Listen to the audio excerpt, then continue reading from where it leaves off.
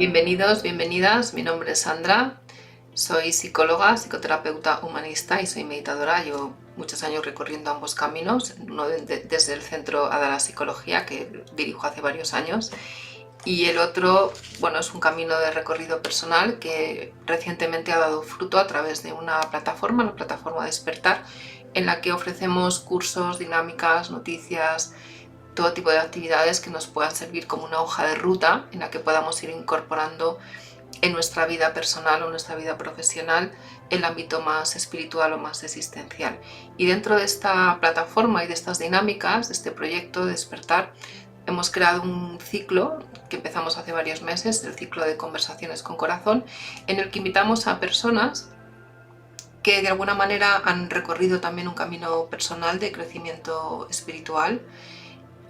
Pueden ser humanistas, personas relacionadas con la salud, con la educación, con la ciencia, o maestros espirituales también, o ambos que confluyen también en sus vidas ambos caminos. Hoy tenemos un invitado muy especial al que voy a dar paso.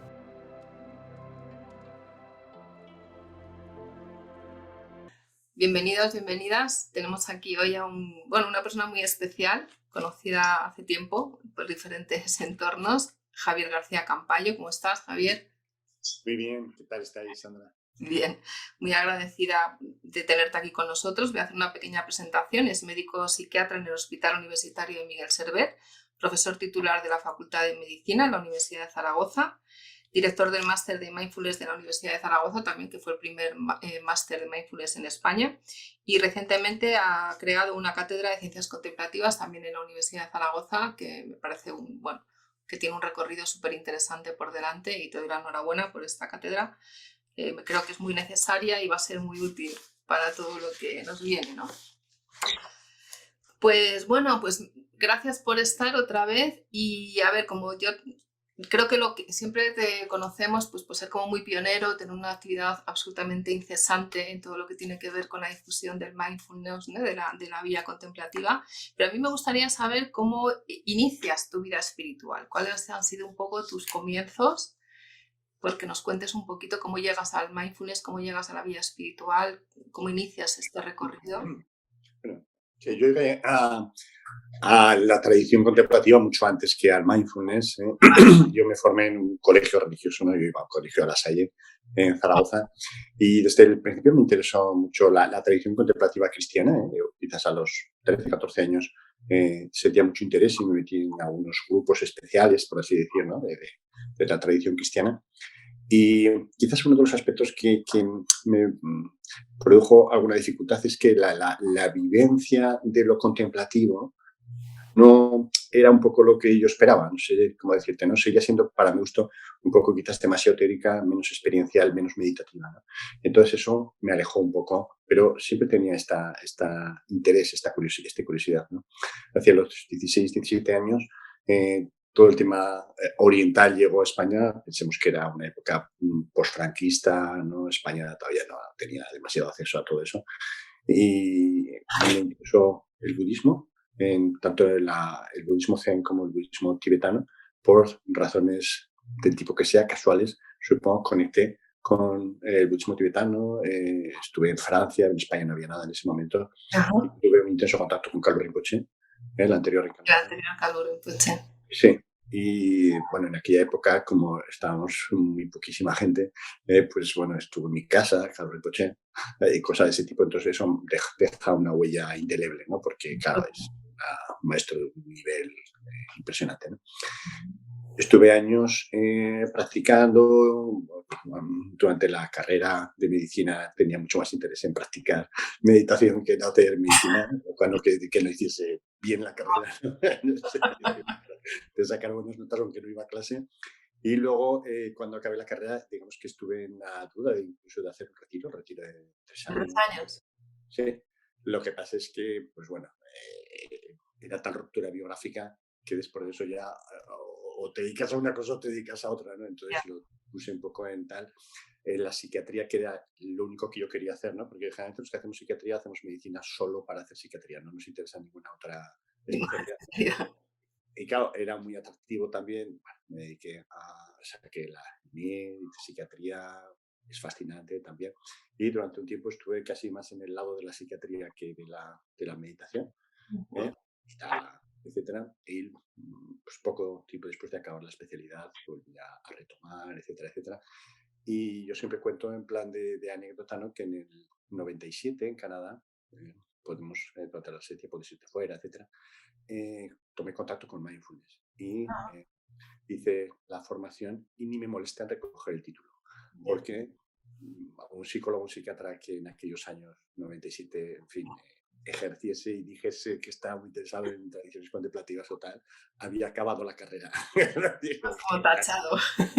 sí, no era una cosa, era acabarte tu tumba, prácticamente, ¿no? Entonces era una cosa que había que llevar en secreto, ¿no? Como los cristianos en las catacumbas, hasta que Mindfulness llega a Europa, llega a España, que 2007, 2008, Ya. ¿no? Y entonces ya puedo conectar con lo que siempre me había gustado, mis dos aficiones, ¿no? La psiquiatría, la salud mental, psicoterapias con las tradiciones contemplativas y claro, por eso me dediqué básicamente a esto e intenté, pues eso, a llevar un máster, universidad, ahora a las tradiciones contemplativas, porque yo creo que es el futuro, yo creo que es lo que necesita el mundo en este momento, ¿no? Más tradiciones contemplativas, más mindfulness, más meditación. Sí. Pues yo te agradezco desde la parte que me toca, porque realmente es verdad lo que tú dices, ¿no? Que hace unos años la parte de esta del mindfulness, o sea, como que no estaba muy bien visto, ¿no? Pero yo creo que hay una parte súper importante de tu trabajo que es como romper esas brechas también, ¿no? Como ir rompiendo, abriendo esos caminos, integrando toda la parte como espiritual desde una visión más laica y más cercana para la gente que no tiene quizá esa inclinación espiritual, ¿no? Que también la hay. Claro, claro. Sí, sí, yo creo que ese es un tema clave, ¿no? Yo creo que, fíjate que historiadores de la talla de Arnold Toynbee dice que la marca del siglo XX, el hecho aislado más importante del todo el siglo XX, no ha sido la bomba atómica, la descolonización de los imperios coloniales o las guerras mundiales, sino la llegada del budismo, es decir, de la meditación a Occidente.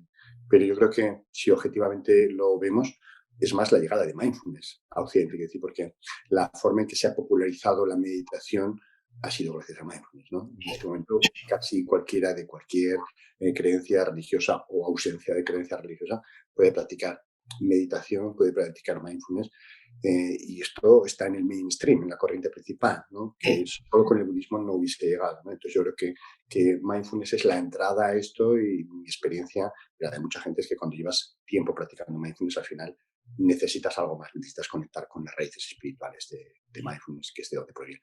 Claro, yo creo que eso también es interesante, ¿no? Que es como una puerta que se va abriendo y luego ya los que quieren profundizar o los que no, pues ahí hay una diferencia, ¿no? Hay como un Y salto. aunque no quieras profundizar, te va a producir mucho bienestar a ti y a tu entorno, ¿no? Que es que, claro, en cualquier caso es muy beneficioso. Claro, es como una transformación, ¿no? Silente que va haciendo ahí un trabajo personal muy profundo.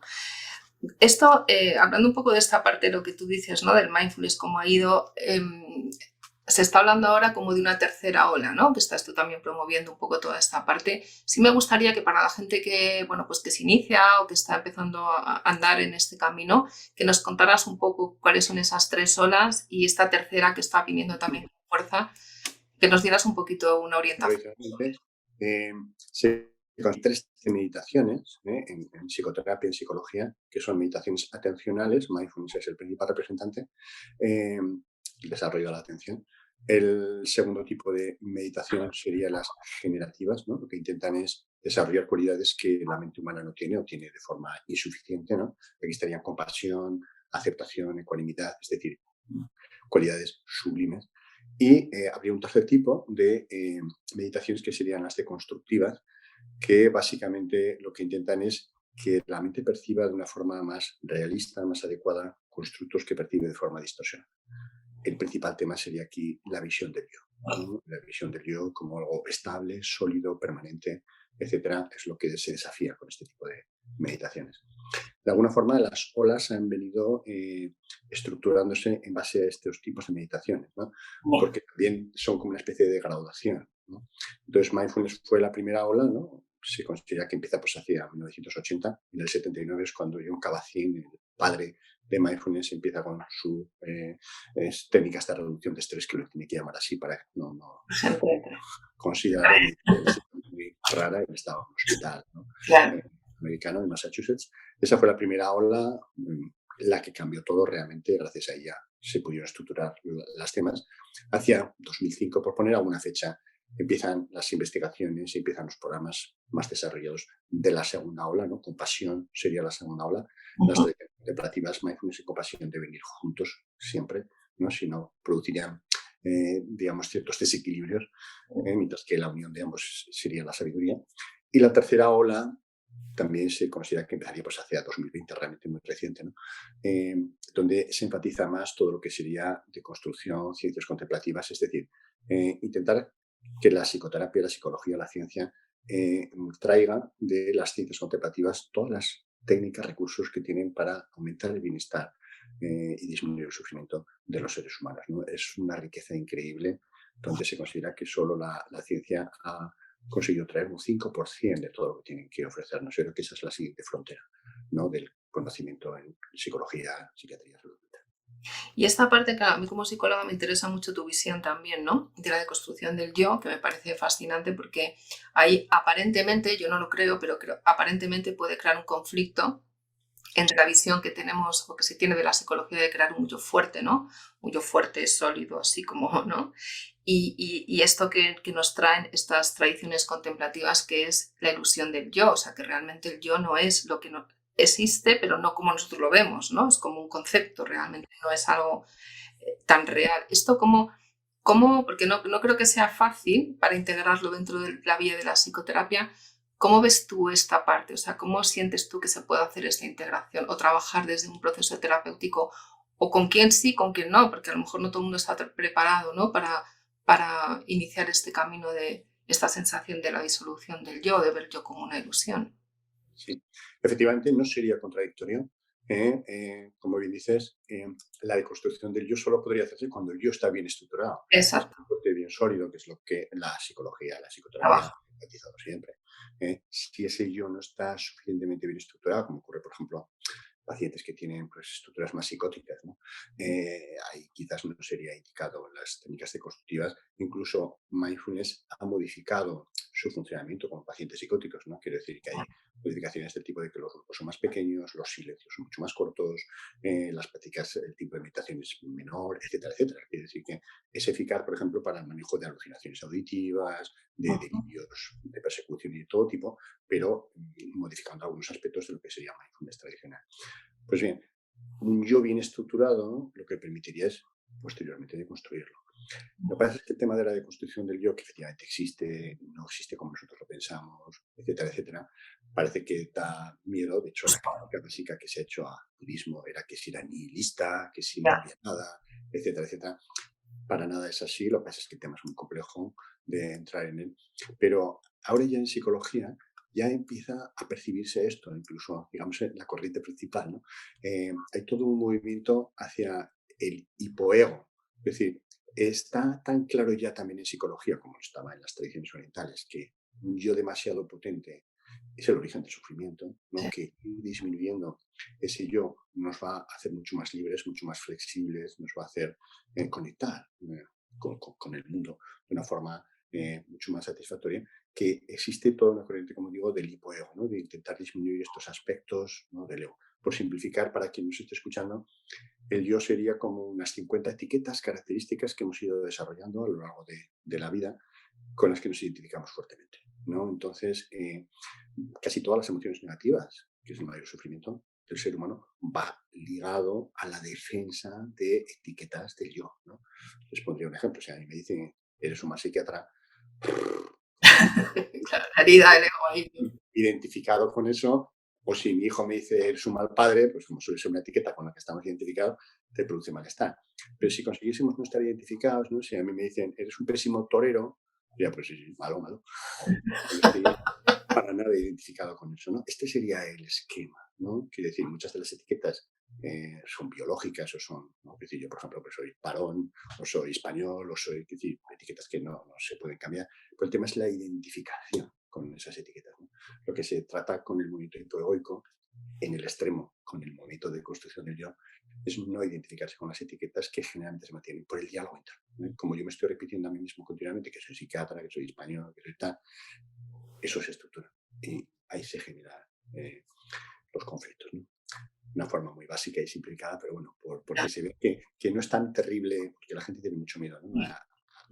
A soltar El eso. diálogo interno y a la deconstrucción del yo, ¿no? Es como decir, ¿qué queda luego? Bueno, pues queda la libertad. Lo que pasa es que es cierto que antes de esa libertad hay movimientos de noche oscura del alma, ¿no? Que decía San Juan de la Cruz. Claro, es verdad, porque, bueno, a mí me ha pasado también en consulta a veces, ¿no? Que cuando hay pacientes que empiezan a hacer algo de meditación, en un grupo de meditación que suelo trabajar de manera paralela, y empiezan a darse cuenta de esto, ¿no? Claro, es como la sensación de, es que si yo no me identifico con esto, una sensación de que todo se rompe, de que todo se, ¿no? Se resquebraja, ¿no? De alguna forma, y da una sensación de mucha angustia, ¿no? Sí, sí. Entonces, Efectivamente, sí, eso puede ocurrir en un momento.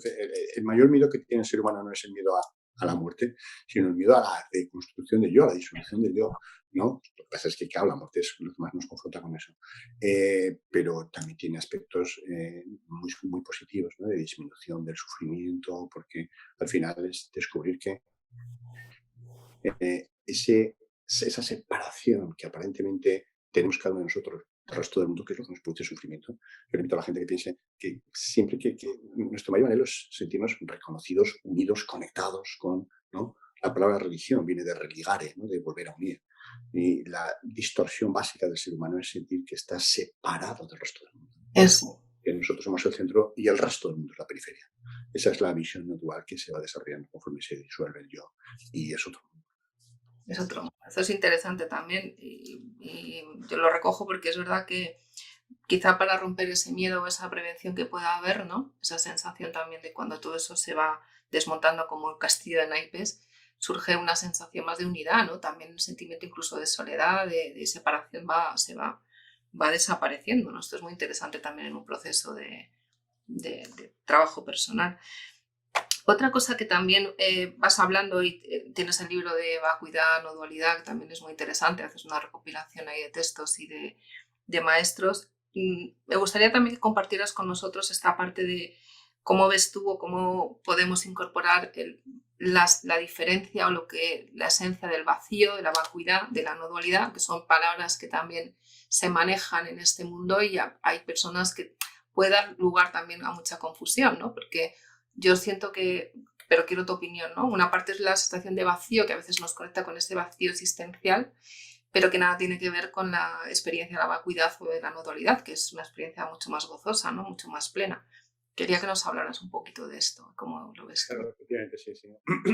Eh, yo suelo decir que la mente se estructura como en diferentes pantallas, ¿no? En diferentes, como en un videojuego, y que es difícil entender lo que pasa en los niveles más profundos desde niveles más superficiales, ¿no? Claro, En el videojuego, las reglas del juego son diferentes en primeros niveles y en últimos niveles. Algo así pasaría en la mente, ¿no? Entonces, claro, desde nuestra mente conceptual, dualista, etcétera, ¿no? Un diálogo interno, modo hacer, e intentar entender qué es eso de la no dualidad o de la experiencia de no dualidad produce a veces más miedo que otra cosa, ¿no? claro. Pero como efectivamente se va experimentando eso, la sensación de libertad, de paz, de conexión es sublime. Lo que pasa es que sí que es cierto que los pasos previos, que normalmente no son voluntarios, es decir, eso ocurre de forma no voluntaria cuando uno se pone en esa situación, ¿no? especial de vacuidad, etcétera. eh, eh, Antes de esos pasos hay una sensación como de saltar al vacío, ¿no? Eso. Que en los eh, místicos, los grandes meditadores, es eso, es como tirarse a un vacío, ¿no? Soy Trump hace una muy buena metáfora, ¿no? Que dice que, pues eso, que la no dualidad, que es la iluminación, etcétera, es como tirarse desde un avión, ¿no? En paracaídas. Dice que la mala noticia es que el paracaídas se rompe, ¿no? Pero la buena noticia es que no hay suelo. Ya. Entonces, Claro. que seguirías cayendo, ¿no? Yo creo que es una metáfora muy, muy buena de un gran maestro, ¿no? Como era Chillon. Claro, es interesante porque claro, no hay agarres, en realidad no hay ningún Sí. agarre. Nosotros vamos creyendo que hay agarres y Sí, pero no hay suelo, es decir, no te no vas a hay. matar. Pero claro, oh, perdón, te acojona. Total, total, esto es una cosa interesante. Vale, antes has hablado de esto de la Cátedra de Ciencias Contemplativas que acabas de crear, que es que has puesto en marcha, el primer congreso que estuve allí me gustó mucho. Cuéntanos un poco, para qué, cuál es la aspiración, el objetivo, qué es lo que se pretende, cómo ves el futuro un poco por ahí, ¿no? Sí, sí. La verdad es que esas cátedras o esos departamentos de ciencias contemplativas no había ninguno en ningún país de habla hispana, pero en países anglosajones hay varias universidades ya que los tienen, ¿no? Porque eh, ven que es de alguna forma el futuro, es el siguiente paso, ¿no? De la neurociencia, de mindfulness, etcétera. Lo que comentaba antes es traer todo lo que las tradiciones contemplativas tienen para aumentar el bienestar y disminuir el sufrimiento tiene un papel importante porque es seleccionar todo eso, evaluarlo, validarlo y también otro aspecto importante que es ver en qué persona sería más eficaz y qué tipo de prácticas serían más eficaces, ¿no? Una personalización, ¿no? Como ahora la medicina que se tiende a que sea personalizada, ¿no? No hay que hacerlo a todos. Entonces, yo creo que ese es el futuro y la finalidad de esta práctica, con toda la modestia y humildad, es intentar traer a el público de habla hispana, no solo España, por supuesto, sino Latinoamérica, todo esto, ¿no? Que se conozcan mejor las prácticas contemplativas que no se conocen, ¿no? Por ejemplo, en el congreso en que estuvimos, la tradición contemplativa cristiana es casi desconocida, incluso en nuestra cultura, que es absolutamente cristiana, es increíble, ¿no? Ha tenido más éxito la oriental, pero hay una tradición tremenda, ¿no? Pues eso, desde el sufismo, desde la cábala hasta Vedanta, etcétera, etcétera. Por un lado, la práctica, que la gente pueda ver cuál de estas tradiciones es la que más conecta con ellos, porque la espiritualidad es un tema clave. La Organización Mundial de la Salud, que no es una institución para nada sospechosa de nada raro, habla de que la salud se definirá como el bienestar físico, psíquico, social y espiritual. Es decir, que aunque no sea ateo, la dimensión espiritual, algo que está más allá de uno mismo, que trasciende más allá de uno mismo, está en todos los seres humanos, ¿no? Entonces, poder conectar con esa espiritualidad es clave. Y entonces estaría este aspecto, digamos, experiencial, pero también el aspecto científico, de viendo cómo eso tiene evidencia, cambia al ser humano en todos los aspectos. Esto es muy interesante y la verdad desde este espacio yo te lo agradezco porque realmente es verdad que a veces la palabra espiritualidad da como, hay mucho prejuicio alrededor, ¿no? Un poco de, no sé. Y el que se abra estos espacios en una universidad que tengan un rigor científico, que reúna a tanta gente y que se le dé un espacio real, ¿no? Donde se pueda compartir, me parece un lujo y bueno, pues un gran paso.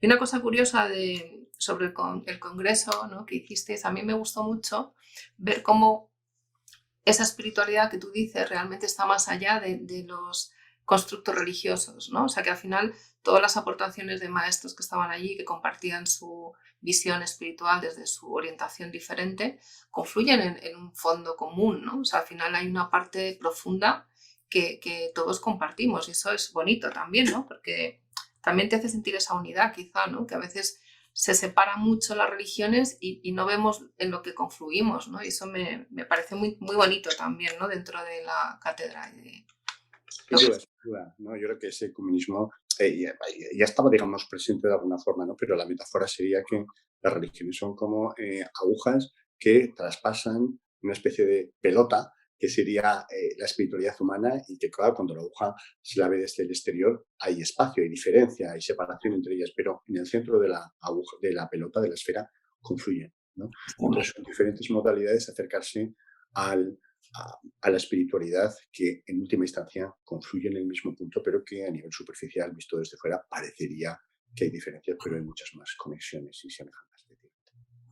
Y otra cosa que quería preguntar, y ya vamos a ir terminando, es a nivel personal tuyo, ¿no? ¿Cómo a ti, como Javier, te ha transformado a nivel interno, a nivel práctico de tu vida, de tus relaciones, de la manera en que lo que da sentido a tu vida, todo este recorrido que empezaste tan joven con la gran suerte, buen karma, de conocer a Kalu Rinpoche, ¿no? Yo no le he conocido a nuevo, o sea, la reencarnación, pero al anterior, ¿no? Pero bueno, siempre se sientes un vínculo ahí especial, ¿no? Cuando estás ahí con el linaje.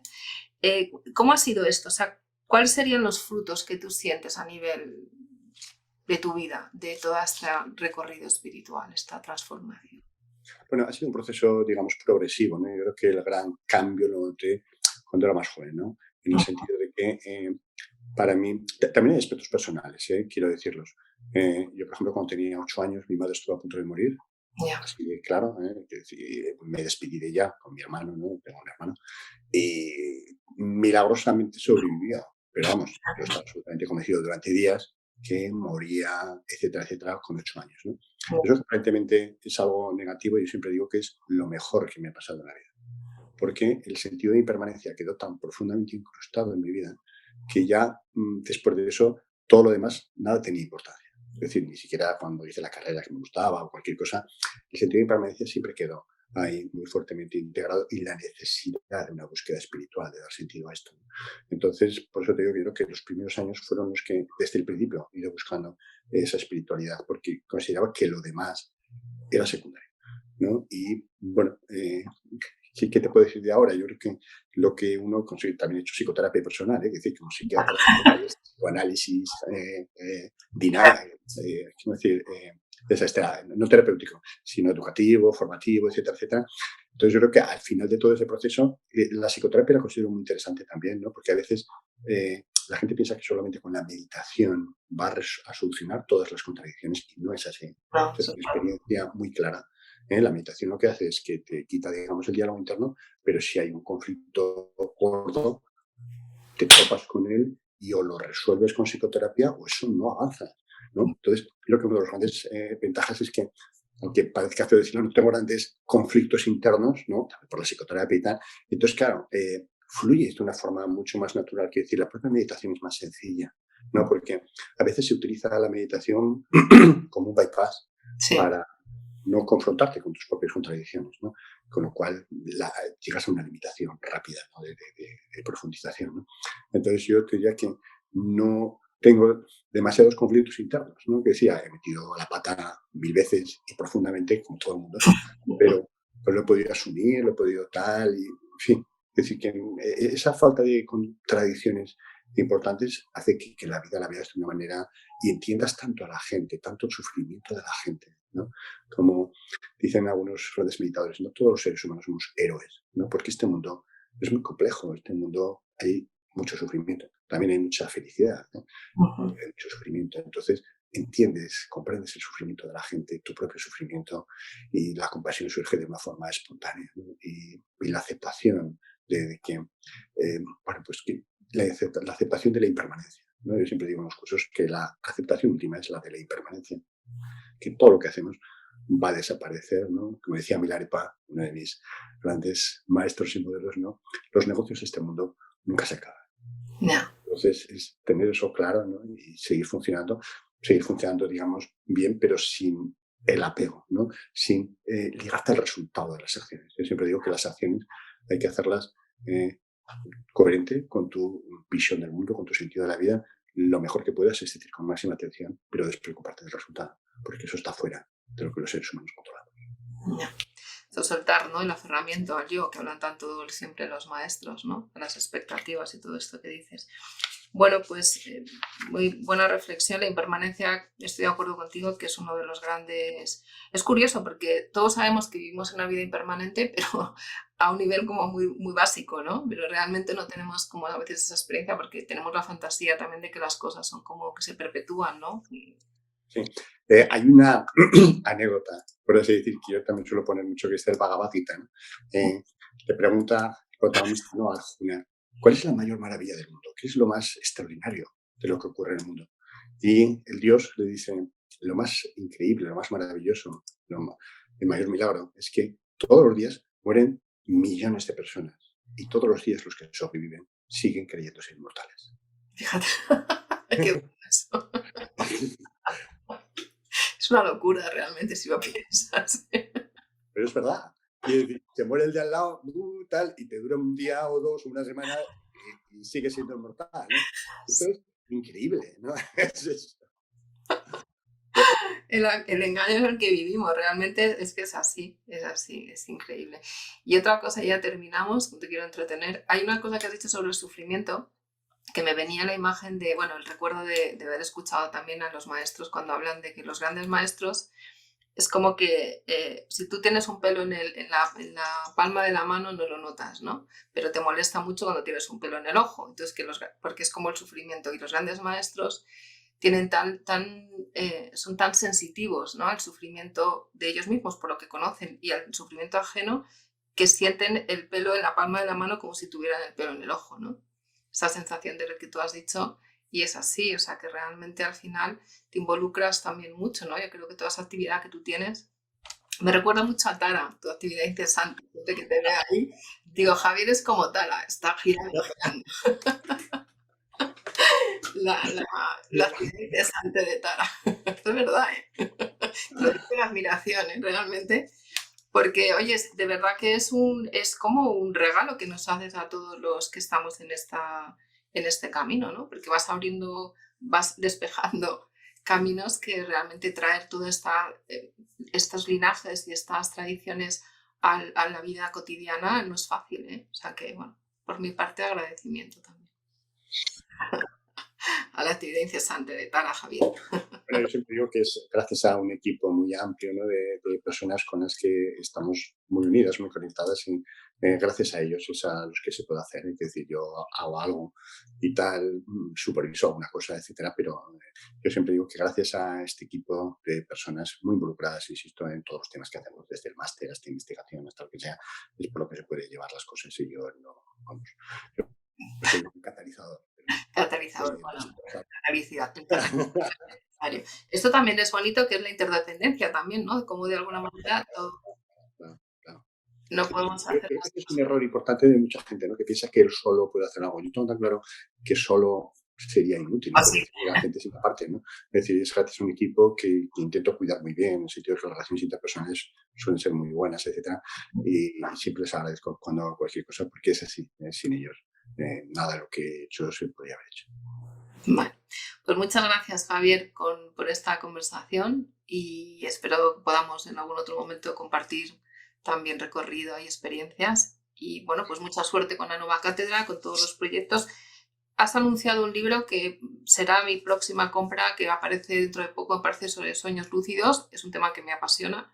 Que Es me- apasionante, ese es un tema apasionante. sí, Además, muy en la tradición budista tibetana, pero también en otras tradiciones, como la chamánica, precolombina, etcétera, etcétera. Es un tema fascinante a mí también, siempre es uno de los temas que hizo que me interesase mucho también la espiritualidad, ¿no? Yo creo que una experiencia de lúcida te cambia la visión del mundo.